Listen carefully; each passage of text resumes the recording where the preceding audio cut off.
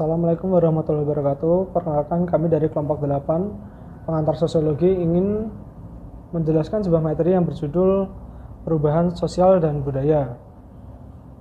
Sebelum masuk ke materi, mari kita perkenalan dulu dengan kelompok kami, yaitu pertama saya sendiri Muhammad Saiful Tonida, kemudian ada Fadilatul Khalifi, Rizky Muzak Ahmad, dan Muhammad Fuad Munim. Baik, langsung saja ke materi. Perubahan sosial dan budaya adalah perubahan lembaga-lembaga masyarakat dalam suatu masyarakat yang memengaruhi sistem sosial, termasuk nilai-nilai, sikap-sikap, pola perilaku di antara kelompok-kelompok dalam masyarakat. Menurut Samuel Koenig, perubahan sosial dan budaya adalah modifikasi dalam pola-pola kehidupan manusia yang terjadi karena sebab internal ataupun eksternal. Sedangkan menurut J.L. Gilin dan J.P. Gilin, perubahan sosial dan budaya adalah suatu variasi cara hidup yang telah diterima baik karena perubahan kondisi geografis, kebudayaan, komposisi penduduk, ideologi, maupun adanya penemuan baru dalam masyarakat. Dalam beberapa pengertian di atas, bisa kita simpulkan bahwa perubahan sosial dan budaya adalah perubahan, modifikasi atau variasi cara hidup yang memengaruhi sistem sosial, nilai-nilai, sikap, dan pola perilaku yang terjadi dalam kelompok masyarakat yang telah diterima karena faktor-faktor tertentu. Berikutnya, bentuk perubahan sosial dan budaya. Yang pertama yaitu berdasarkan kecepatan berlangsungnya. Ada evolusi dan revolusi. Sini saya akan menjelaskan evolusi terlebih dahulu. Evolusi adalah perubahan cenderung tidak disadari lantaran terjadi secara bertahap dan dalam waktu yang lama. Pada umumnya, evolusi ditandai dengan perubahan-perubahan kecil yang terjadi secara berkesinambungan dan terjadi dengan sendirinya tanpa rencana ataupun kehendak tertentu. Contohnya adalah perkembangan kebudayaan manusia yang semula hidup mengembara atau nomaden, berubah menjadi hidup dengan menetap dan mengandalkan kekayaan alam untuk memenuhi kebutuhan hidup sehari-hari. Karena kebutuhan hidup yang semakin meningkat dan kemampuan berpikir yang juga meningkat, menyebabkan kebudayaan manusia terus berkembang hingga saat ini untuk menuju peradaban yang maju. Yang kedua yaitu revolusi. Revolusi berlangsung secara cepat dan menyangkut dasar atau pokok-pokok kehidupan masyarakat. Dalam revolusi perubahan yang terjadi bisa direncanakan, bisa juga tidak direncanakan. Revolusi juga bisa dilakukan dengan cara kekerasan atau tanpa kekerasan. Contohnya adalah revolusi yang dilakukan bangsa Indonesia untuk menggulingkan pemerintahan Orde Baru yang dianggap menyalahi aturan dan melahirkan suatu sistem pemerintahan yang baru dalam kurun waktu yang cepat dan dengan cara kekerasan. Untuk materi selanjutnya bisa diteruskan oleh teman-teman saya. Sekian dari saya. 2. Berdasarkan prosesnya. A. Perubahan yang direncanakan. Perubahan yang direncanakan telah diperkirakan terlebih dahulu oleh pihak-pihak yang hendak mengadakan perubahan dalam masyarakat. Perubahan yang direncanakan merupakan perubahan yang diinginkan masyarakat. Pada umumnya, perubahan direncanakan dengan tujuan memperbaiki keadaan masyarakat. Dan untuk melakukan perubahan yang direncanakan, diperlukan agen atau aktor perubahan yang diperencanaan dengan matang. Agen perubahan ini merupakan seorang atau kelompok yang mendapat kepercayaan masyarakat sebagai pemimpin perubahan. Agen perubahan berperan penting dalam merencanakan dan memulai perubahan sosial sehingga hasil perubahan yang diinginkan bisa tercapai. Contohnya, perubahan yang direncanakan adalah pembangunan. Pembangunan membutuhkan perencanaan yang matang agar dapat meningkatkan kesejahteraan masyarakat secara tepat dan efisien. B. Perubahan yang tidak direncanakan. Perubahan yang tidak direncanakan terjadi tanpa proses perencanaan atau berlangsung di luar jangkauan pengawasan masyarakat. Perubahan ini dapat menimbulkan akibat-akibat sosial yang tidak direncanakan dalam masyarakat. baik itu akibat yang positif ataupun negatif. Dampak negatif dari perubahan sosial yang tidak direncanakan misalnya perkembangan alat transportasi yang mendorong semakin banyaknya kendaraan pribadi sehingga terjadi kemacetan. Padahal kemacetan merupakan masalah yang ingin dihindari oleh masyarakat. Dampak positifnya adalah dari perubahan sosial yang tidak direncanakan, misalnya terjadi bencana alam yang menimpa suatu daerah. Bencana alam ini tidak dapat direncanakan dan berdampak pada masyarakat korban bencana. Tapi dengan adanya bencana alam ini, masyarakat bisa meningkatkan semangat kerja sama dan gotong royong dalam membangun sesama masyarakat di daerah tersebut. Gotong royong membersihkan daerah sekitar pasca terjadi bencana alam. 3. Berdasarkan ukuran penambahannya. A. Perubahan berpengaruh besar. Perubahan berpengaruh besar dipengaruhi oleh ruang lingkup perubahan yang besar yang terjadi dalam masyarakat tersebut.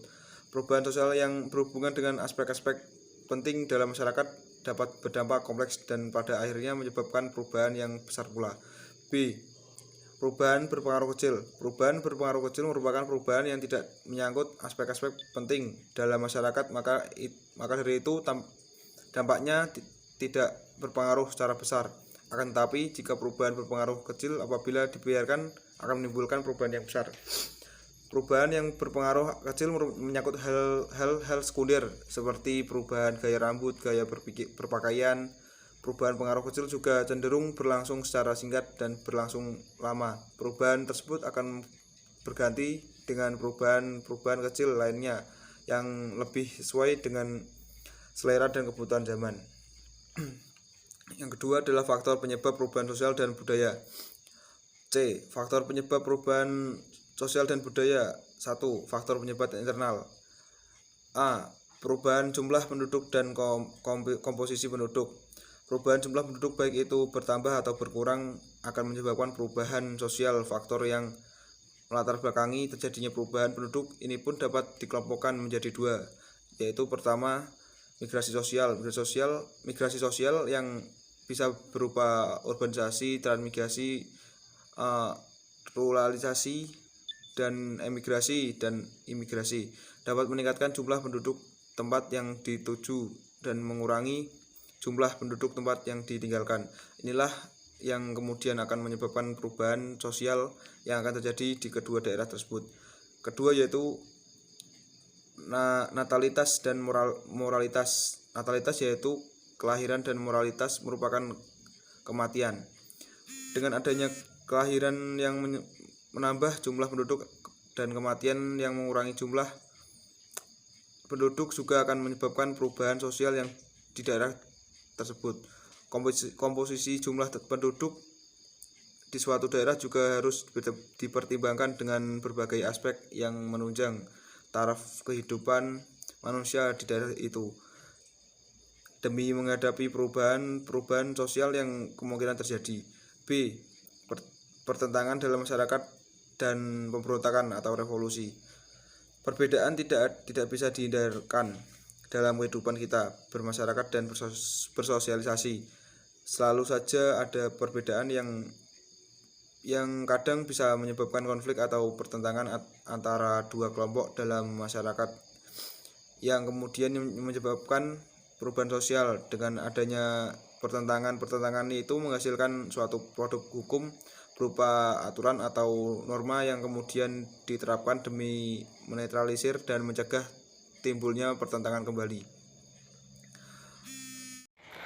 Oke, di sini saya akan melanjutkan dari teman saya, yaitu sementara pemberontakan pada revolusi bisa menimbulkan perubahan yang lebih masif lagi.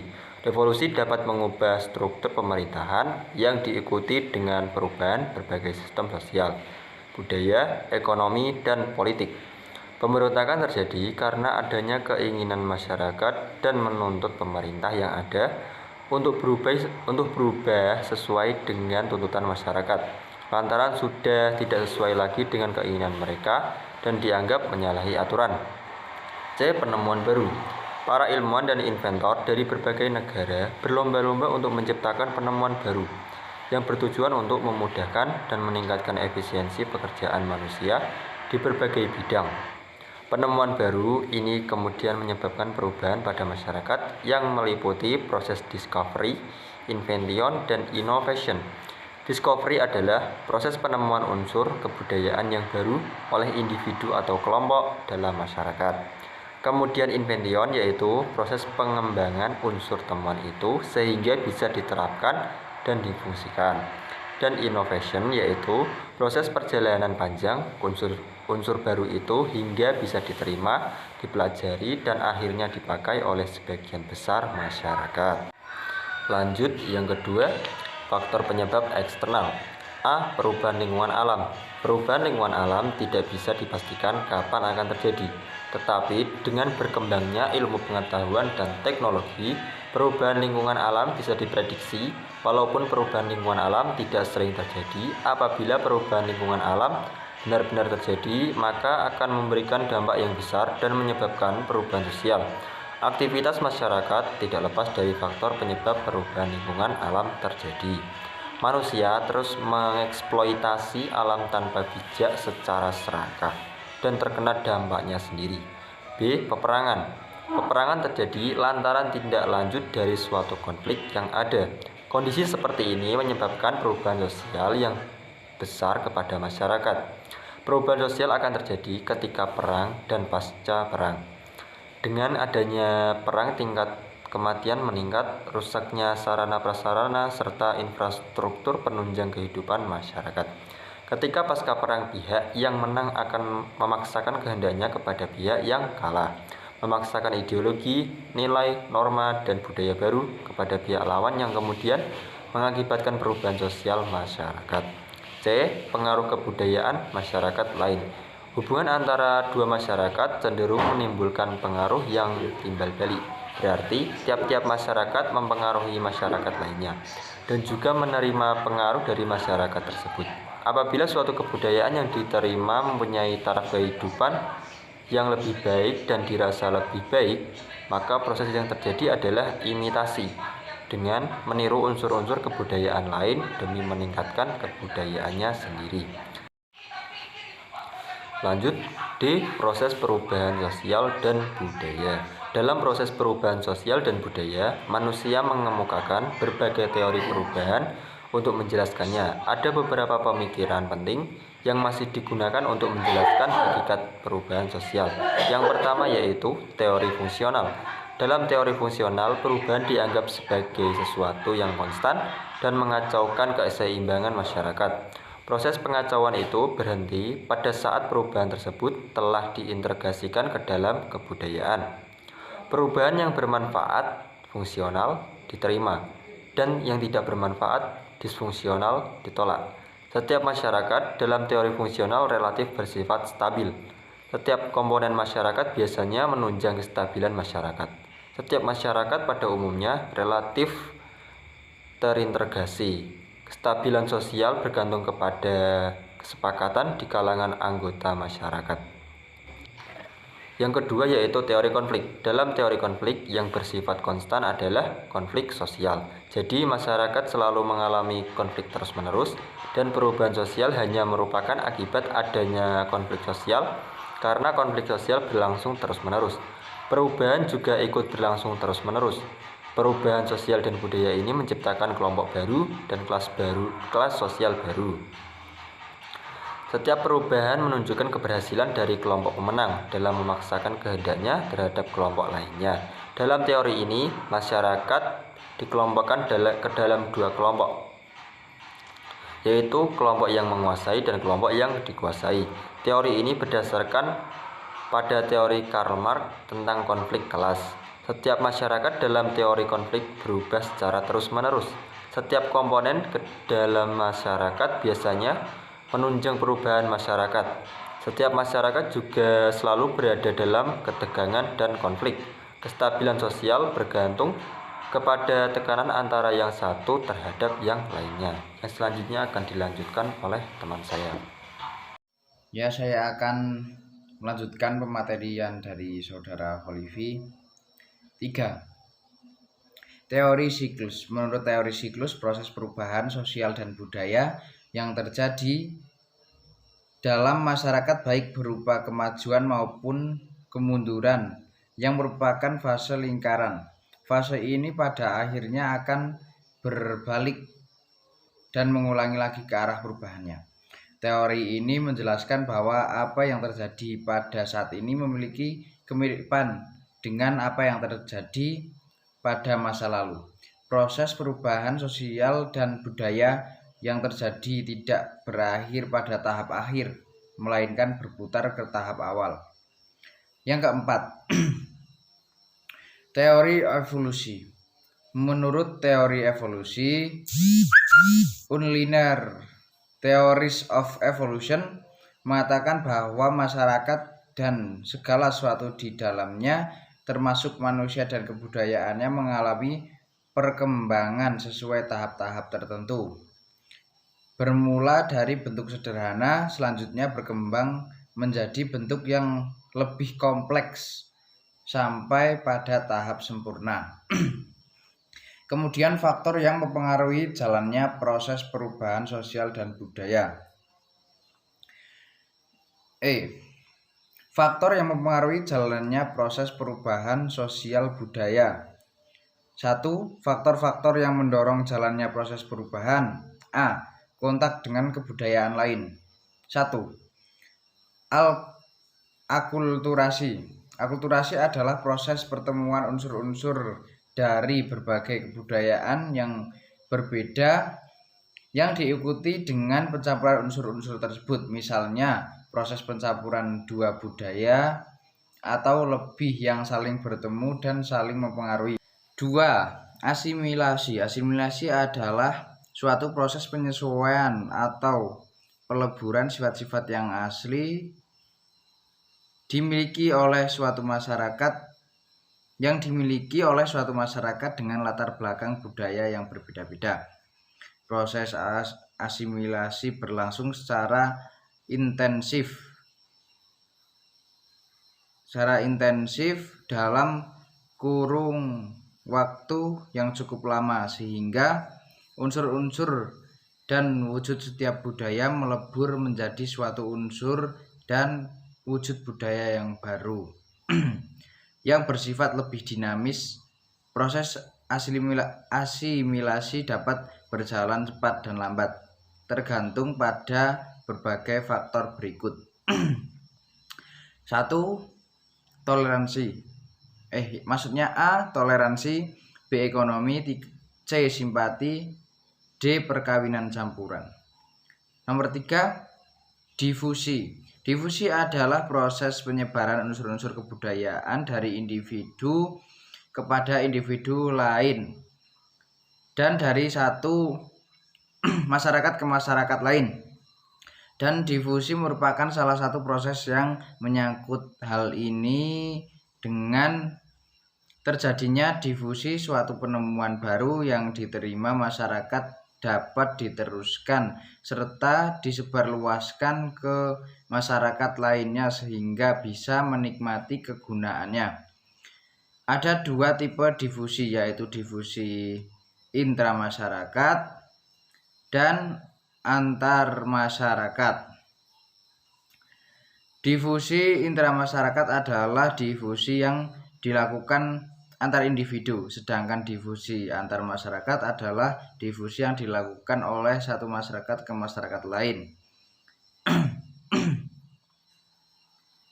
Kemudian B. Sistem pendidikan formal maju. C. Sikap menghargai hasil karya seseorang dan keinginan-keinginan untuk maju. D. Toleransi terhadap perbuatan-perbuatan yang menyimpang yang bukan merupakan delik. E. Sistem terbuka lapisan masyarakat. F. Penduduk yang heterogen. G. Ketidakpuasan masyarakat terhadap bidang-bidang kehidupan tertentu.